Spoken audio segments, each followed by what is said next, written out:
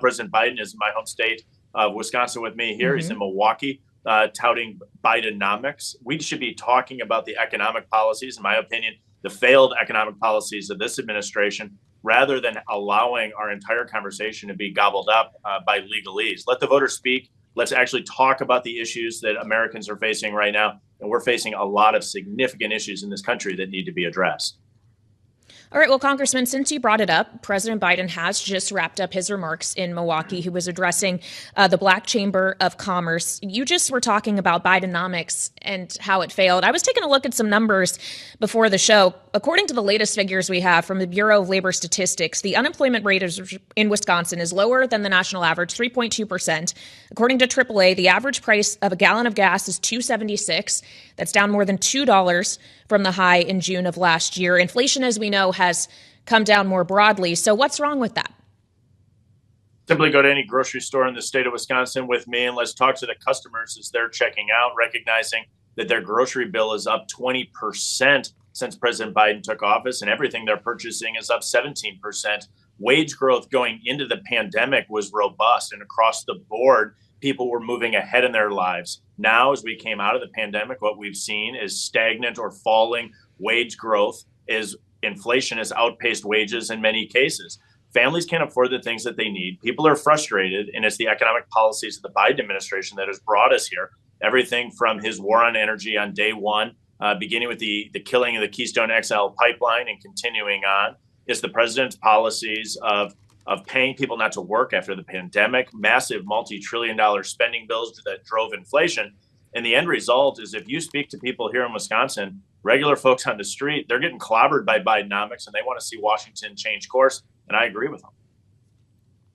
So when you say Washington change course, can we talk about what specific policies? Is this mostly on the tax side of the equation, knowing that this administration also has made a lot of investment into infrastructure with bipartisan support as well, investments in cleaner energy that are, at the end of the day, argued to reduce these inflationary pressures? What is it that needs to be done that isn't being done right now?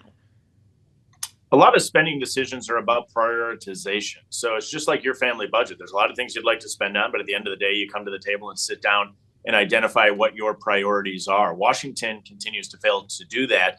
And in particular, in the first 2 years of the Biden administration under Democratic one-party control, what we saw was massive spending bills where everything, including the kitchen sink, got into those bills. And that vast amount of new federal government spending in large part drove the inflation that clobbered people on the back end. And when you recognize that family budgets are stretched in large part because of 17% of cumulative inflation since the president came to office, it explains a lot of the frustration. But it carries over into other areas. We could look at the median mortgage in the United States of America went from $1,200 a month to $2,400 a month, doubling over the course of the last 3 years. So if you come and speak to a young couple here in Janesville, Wisconsin, who's trying to move into their first home, trying to go from paying the rent to paying a mortgage, it just got a whole heck of a lot harder. And so getting inflation under control to allow the Federal Reserve to bring the interest rates back down is going to have a huge impact. You can't do that if you continue the inflationary policies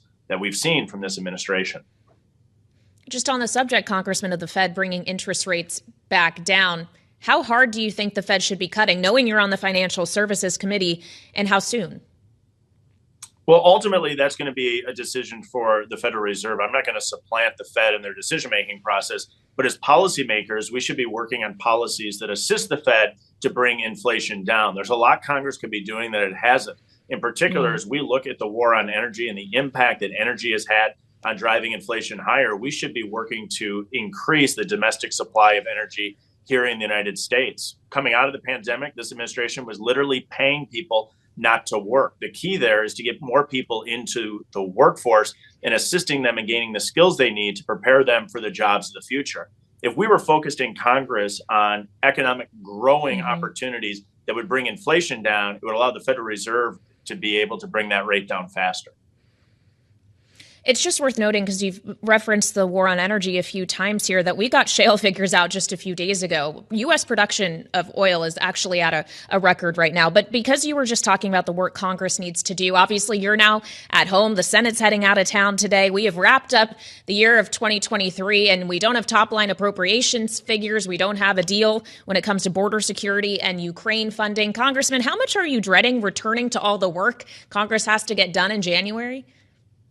Well, let me go on record in saying I was disappointed that we all left Washington, D.C. We should have kept Congress in place to get that work done. It's far too important to take the break that Congress is doing. That said, when we come back, we have a ton of really important issues. Probably number one on that list is, as you noted, the top line number for appropriations is still not agreed to. That makes me more and more concerned every day as we head towards the next potential lapse in funding in mid-January. And so we got to get our act together. Congress has been abysmal this year working with the president to get things done.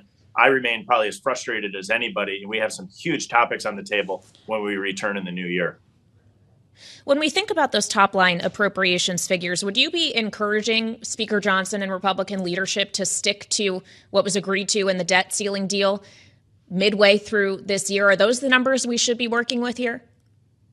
Well, why we're having this difficult debate after we passed the legislation that said, here are the top line numbers, and now we have Senator Chuck Schumer trying to increase that number unilaterally is beyond frustrating. And so the fact that we reached an agreement across the board, bicameral, bipartisan deal to say, here are the top line numbers to actually get spending under control, and then we're allowing Chuck Schumer to hold us all hostage as he tries to rework that negotiated deal and increase total spending, is frustrating. The Appropriations Committee has a ton of work to do between now and our opportunity to pass that legislation on the House floor. I'm concerned we're going to be in a position to either A, kick the can down the road, or a worst case scenario where we would allow government funding to actually lapse.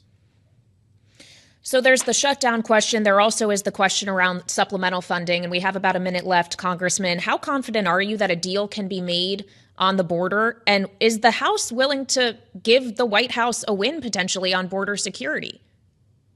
I think the focus is, let's get a win for the American people. The border needs to be secure. We have an opportunity to do that. The House passed comprehensive border security legislation in H.R. 2. The Senate has yet to take it up. I think we have a big opportunity here to leverage potential supplemental funding to actually get the border secure. I'm less concerned about who gets the win, other than making sure the American people win. And the American people win if we truly secure the U.S.-Mexico border.